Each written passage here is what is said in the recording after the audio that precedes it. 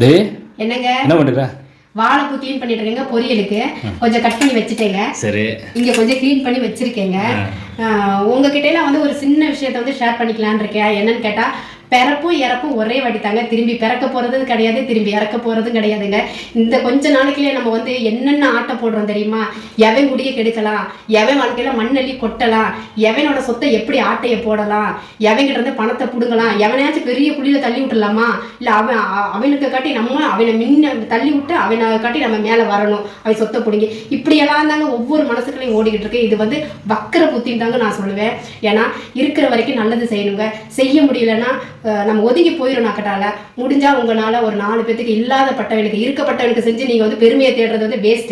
இல்லாதவங்க ஒரு வேளை சாப்பாட்டுக்கு இல்லாதவனுக்கு வந்துட்டு ஒரு நேரம் சாப்பாடு கொடுக்கலாம். நான் அப்படிதாங்க கொடுக்குறேன். இது நாள் வரைக்கும் என்னோட பர்சனல் மேட்டர் நான் யூடியூப்ல கொண்டு வந்ததே இல்லை. இன்னைக்கு உங்க கூட ஷேர் பண்ணிக்கணுங்கிறதுக்காக இதை சொல்றேன்.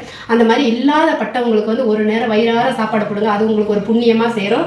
அந்த காலத்துல வந்து 6 அடி மண் குழி தோண்டி தாங்க நம்மளை புதைப்பாங்க. இந்த காலத்துல அப்படி கிடையாது.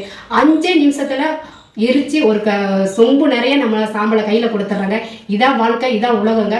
இதை தெரிஞ்ச ஒவ்வொரு மனுஷனும் எந்த தப்பு செய்ய மாட்டாங்க. எவன் குடியும் கெடுக்க மாட்டான், எவனுக்கு பில்லி சுனியும் வைக்க போக மாட்டாங்க.